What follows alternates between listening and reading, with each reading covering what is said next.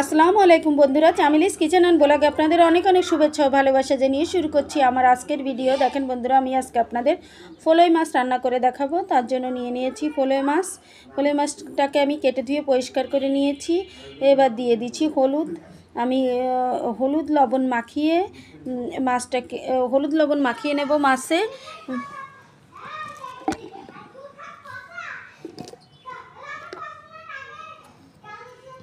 এখন বন্ধুরা দিয়ে দিলাম লবণ, দিয়ে আমি ভালো করে হাত দিয়ে মেখে নিচ্ছি হলুদ লবণ মাছে। এই মাছে প্রচুর পরিমাণে কাটা, কিন্তু খেতে খুবই স্বাদ। আর নিয়ে নিয়েছি এদিকে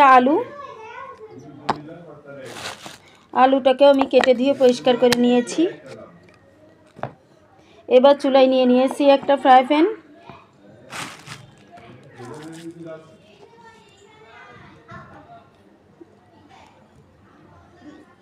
এতে দিয়ে দেব রান্নার সাদা তেল। এবার আমি মাছটাকে ভেজে নেব। কড়াইটা গরম হওয়া পর্যন্ত অপেক্ষা করছি। আমার কড়াই গরম হয়ে গেছে, এবার মাছটাকে দিয়ে দিচ্ছি ফ্রাই প্যানে।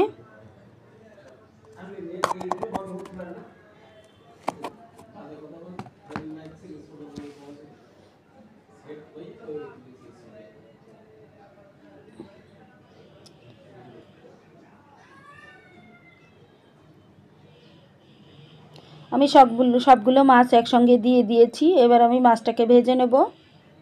এখন বন্ধুরা, আমার মাছের এক পাশ ভাজা হয়ে গেছে, এবার আমি উল্টে দিচ্ছি।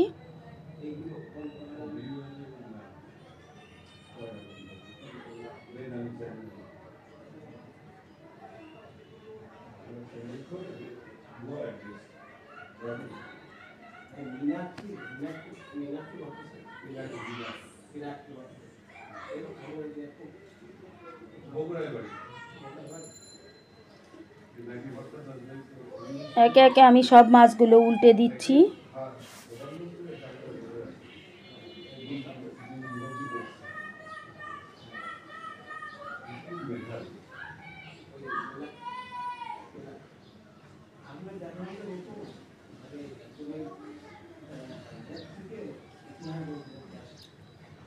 দেখেন বন্ধুরা, আমার মাছটা ভাজা হয়ে গেছে, এবার আমি তুলে নিচ্ছি।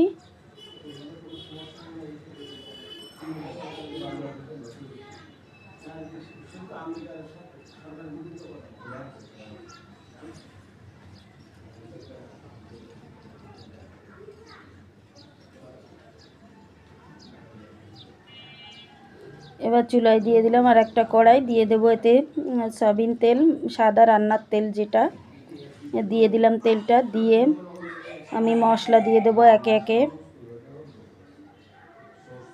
কড়াইতে পেঁয়াজ কুচি দিয়ে দিলাম।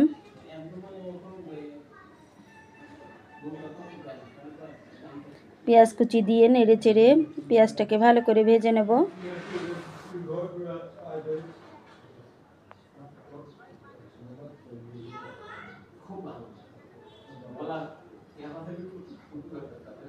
আমার পেঁয়াজটা ভাজা হয়ে গেছে। এবার আমি যে মাছ ভাজার তেলটাও দিয়ে দিলাম এতে। ওই জন্য আমি আগে থেকে একটু অল্প করে তেল দিয়েছিলাম, মাছ ভাজার তেলটা দেবো বিধায়। আমি মাছ ভাজার তেলটা দিয়ে দিলাম একটুখানি পানি। এবার আমি এর ভিতর মশলা দিয়ে দেবো। আমি যদি তেলের পরে মশলাটা দিই তাহলে মশলাটা পুড়ে যাবে, যার জন্য আমি পানি দিয়ে তারপরে একে একে সব মশলাগুলো দেবো। দেখেন বন্ধুরা, দিয়ে দিলাম জিরে বাটা,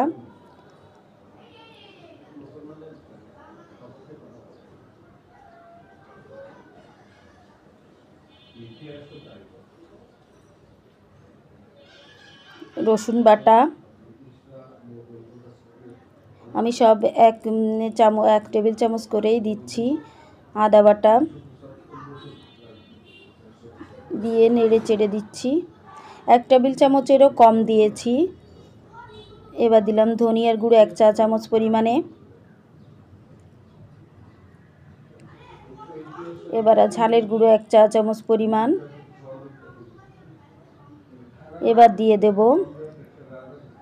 হলুদের গুঁড়ি পরিমাণ মতো। দিয়ে আমি ভালো করে নেড়েচেড়ে মশলাটাকে কষিয়ে নেব।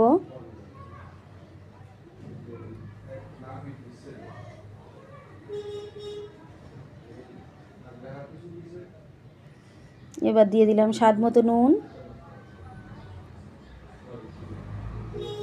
নেড়েচেড়ে মশলাটাকে কষিয়ে নেব।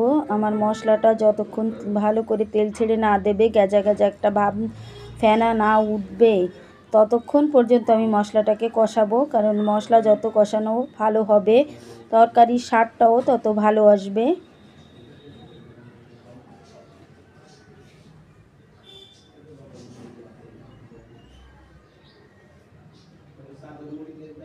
এবার দিয়ে দিলাম, আমার মশলাটা কষানো হয়ে গেছে। এবার দিয়ে দিলাম আলু।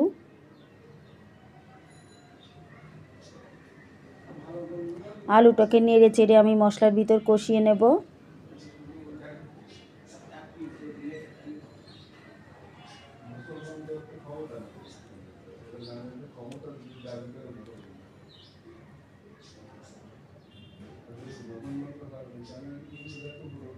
দেখেন বন্ধুরা, আমি মশলাটাকে নেড়ে চেড়ে কষিয়ে নিচ্ছি। আলুটাকে মশলার সঙ্গে ভালো করে নেড়ে চেড়ে কষিয়ে নিচ্ছি। এই দেখেন বন্ধুরা, আমার আলুটা কষানো হয়ে গেছে।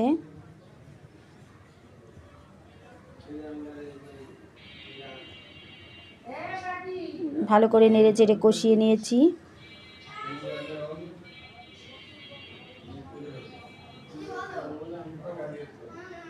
এবার দিয়ে দিচ্ছি পানি। এবার তরকারিটা বলক ওঠা পর্যন্ত আমি জাল করে নেব।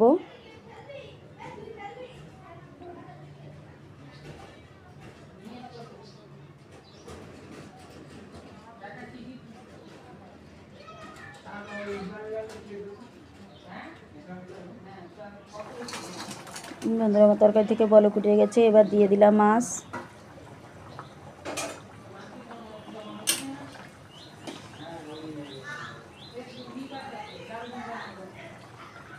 মাছটা দিয়ে এবার আমি তরকারিটাকে জাল করে নেব।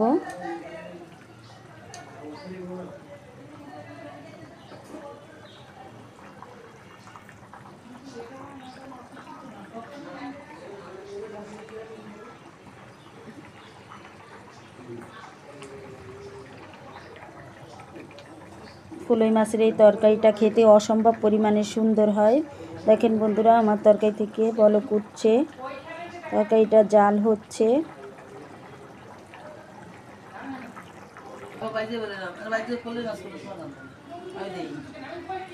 দেখেন বন্ধুরা, আমার তরকারিটা হয়ে গেছে। এবার আমি নামিয়ে নেব।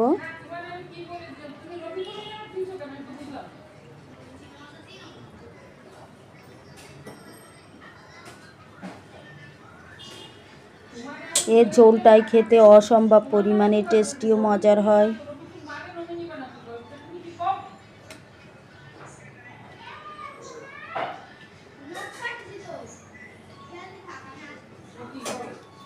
আমার তরকারিটা হয়ে গেছে। আজ এই পর্যন্তই। আল্লাহ হাফেজ।